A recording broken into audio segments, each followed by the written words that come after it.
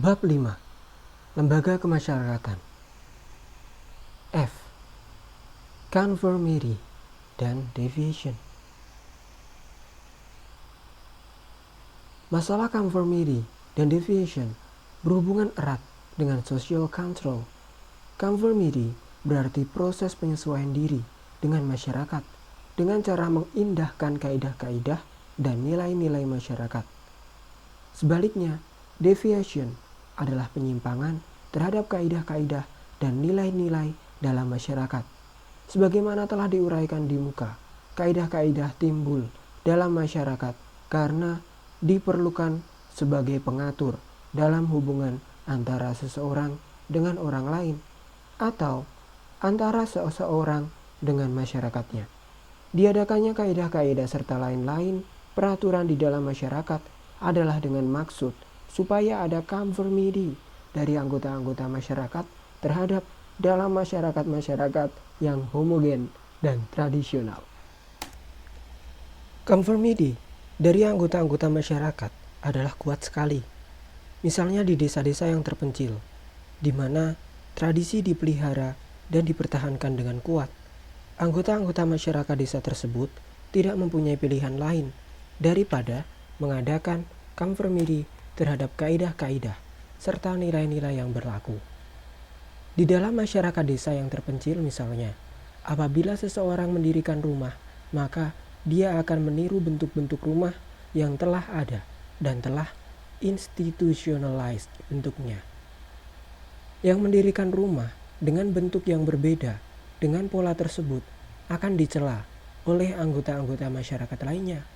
Begitu pula di dalam soal pakaian misalnya, maka penyimpangan sedikit saja akan mengakibatkan celaan-celaan yang dengan cepatnya menjalar kemana-mana. Dalam masyarakat-masyarakat yang tradisional tersebut, di mana tradisi sangat kuat, maka kaidah-kaidah yang berlaku secara turun-temurun sama saja dari satu generasi ke generasi berikutnya, tanpa banyak mengalami perubahan-perubahan. Ukuran-ukuran yang dipakai adalah ukuran-ukuran yang telah dipakai oleh nenek moyangnya dahulu. Lagi pula, kaidah-kaidah dalam masyarakat tradisional tak begitu banyak corak ragamnya. Dalam masyarakat-masyarakat demikian, apalagi yang hubungannya dengan dunia luar kurang sekali, daya kreasi masyarakat sedikit sekali, sehingga tindakan-tindakan yang menyimpang dari tradisi juga sangat kurang. Masyarakat di kota-kota berlainan keadaannya, oleh karena anggota-anggotanya selalu berusaha untuk menyesuaikan diri dengan perubahan-perubahan yang terjadi dalam kotanya. Penduduk kota terdiri dari macam-macam manusia dengan latar belakang kebudayaan yang berbeda-beda pula. Lagi pula, kota merupakan pintu gerbang masuknya pengaruh-pengaruh dari luar. Peralatan yang modern di bidang mass communication seperti surat kabar, film, televisi, dan lain-lain memungkinkan orang-orang kota mengikuti perubahan-perubahan yang terjadi di luar batas-batas daerahnya. Dengan demikian, kaidah-kaidah dalam kota-kota juga selalu mengalami perkembangan dan perubahan. Maka, conformity di kota-kota, terutama di kota-kota besar, juga sangat kecil, sehingga proses institutionalization sukar terjadi apabila dibandingkan dengan masyarakat-masyarakat di desa-desa. Bahkan, suatu conformity di kota-kota besar seringkali dianggap sebagai hambatan terhadap kemajuan dan perkembangan. Conformity biasanya menghasilkan ketaatan atau kepatuhan. Deviation atau penyimpangan dalam masyarakat tradisional yang relatif statis tidak akan disukai. Deviation terhadap kaidah-kaidah dalam masyarakat-masyarakat yang tradisional memerlukan suatu keberanian dan kebijaksanaan tersendiri. Namun, apabila masyarakat tradisional tersebut merasakan manfaat dari suatu deviation tertentu, maka penyimpangan itu akan diterimanya. Biasanya, proses tersebut dimulai oleh generasi muda yang pernah pergi merantau. Kebiasaan-kebiasaan yang dibawanya dari luar mulai ditiru oleh orang-orang sekitarnya untuk kemudian menjalar ke seluruh masyarakat. Suatu contoh penyimpangan yang kemudian tidak begitu dicela lagi adalah penerimaan uang suap oleh petugas yang mempunyai kekuasaan dan wewenang dalam bidang-bidang kemasyarakatan tertentu.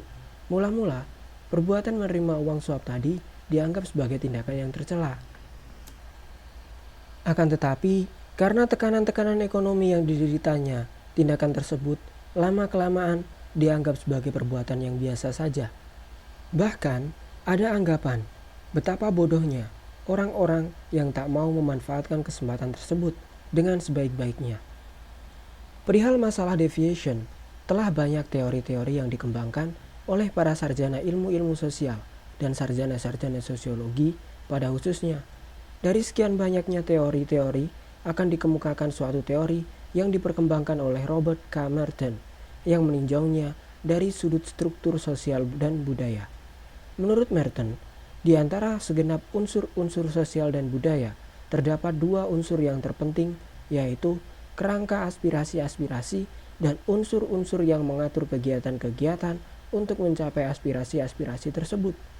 Dengan perkataan lain, ada nilai-nilai sosial budaya yang merupakan rangkaian daripada konsepsi-konsepsi abstrak yang hidup di dalam alam pikiran bagian terbesar dari warga-warga masyarakat tentang apa yang dianggap baik dan apa yang dianggap buruk, serta ada kaidah-kaidah yang mengatur kegiatan-kegiatan manusia untuk mencapai cita-cita tersebut. Nilai-nilai sosial budaya tadi berfungsi sebagai pedoman dan pendorong perilakuan manusia di dalam hidupnya.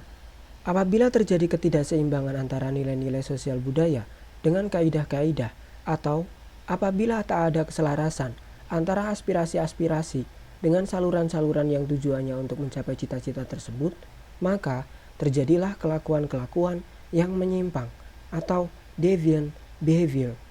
Jadi, kelakuan-kelakuan yang menyimpang tadi akan terjadi apabila manusia mempunyai kecenderungan untuk lebih mementingkan suatu nilai sosial budaya daripada kaidah-kaidah yang ada untuk mencapai cita-cita tersebut.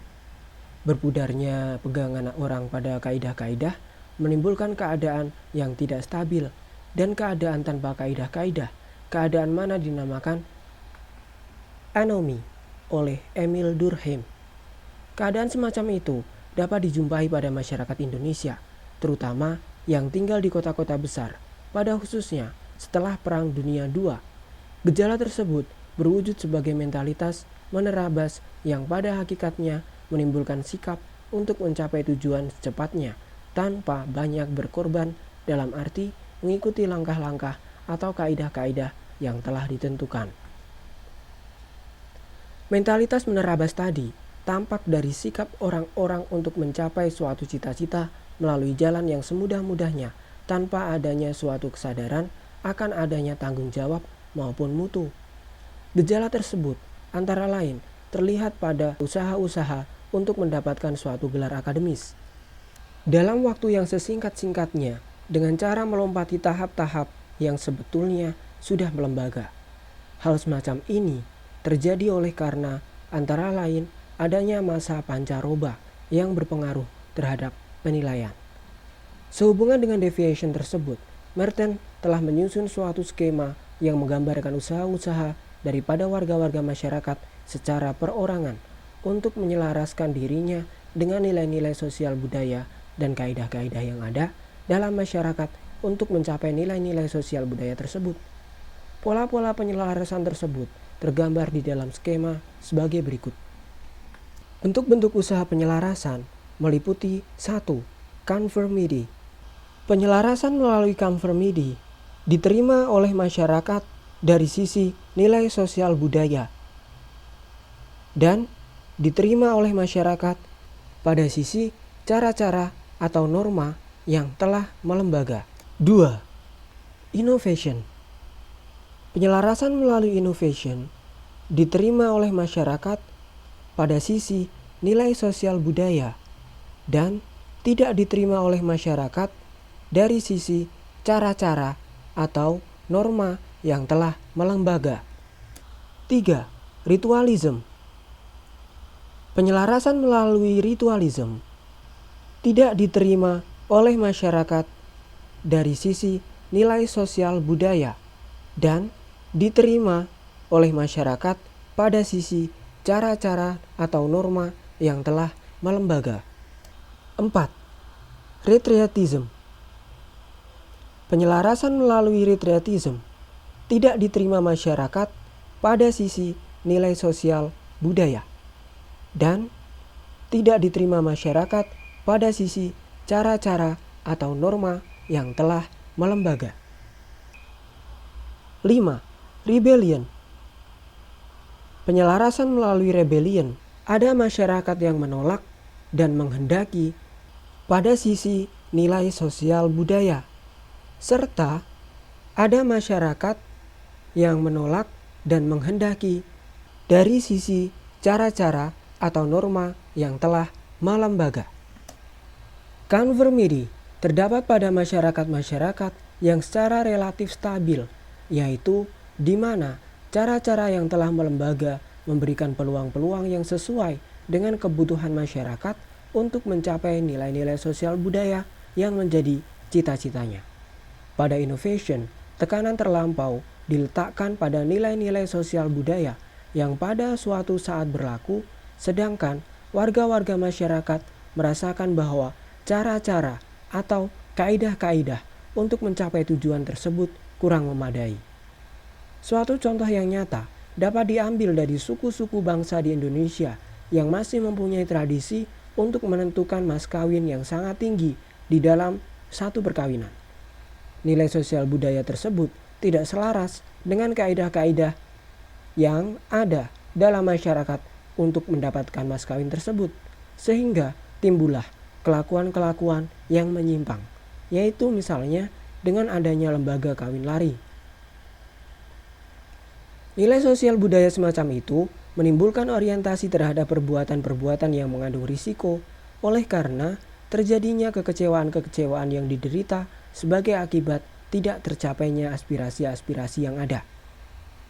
Ritualism terjadi pada warga-warga masyarakat yang berpegang teguh pada kaidah-kaidah yang berlaku, walaupun harus mengorbankan nilai-nilai sosial budaya yang ada dan berlaku. Penyelarasan semacam ini banyak dijumpai pada masyarakat-masyarakat di mana warga-warganya sudah achieved oriented, yaitu di mana kedudukan dan peranan seseorang ditentukan oleh usaha-usahanya. Retrietism terjadi apabila nilai-nilai sosial budaya yang berlaku tak dapat tercapai melalui cara-cara yang telah melembaga, tetapi para warga masyarakat mempunyai kepercayaan yang demikian di dalamnya sehingga mereka tidak mau menyimpang daripada norma-norma yang telah melembaga.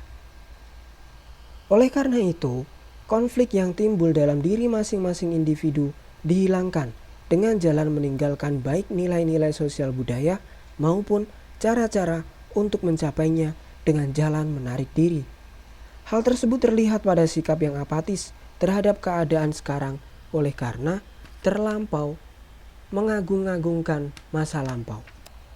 Pada rebellion, semua nilai-nilai sosial budaya maupun kaidah-kaidah yang berlaku ingin diubah semua untuk diganti dengan hal-hal yang baru sama sekali. Suatu deviation mungkin berwujud sebagai pengecualian atau penyelewengan. Di dalam hal terjadinya pengecualian, maka penyimpangan terjadi diberikan pembenaran. Akan tetapi, pada penyelewengan telah terjadi suatu delik. Suatu delik merupakan keadaan atau proses di mana warga masyarakat gagal atau tidak mempunyai kemampuan untuk menaati nilai dan norma yang berlaku. Terjadinya deviation kadang-kadang dianggap sebagai pertanda bahwa struktur sosial perlu diubah atau merupakan suatu petunjuk bahwa struktur yang ada tidak mencukupi dan tidak dapat menyesuaikan diri dengan perkembangan kebutuhan yang terjadi. Oleh karena itu, maka masalah deviation senantiasa harus ditelaah dari sudut pendekatan yang netral agar benar-benar diketahui segi positif dan negatifnya. Tanpa melakukan hal itu, maka ada kemungkinan bahwa deviation yang ternyata negatif dibiarkan saja sehingga tidak mustahil menjadi counterculture. Lihat bab 4 di muka.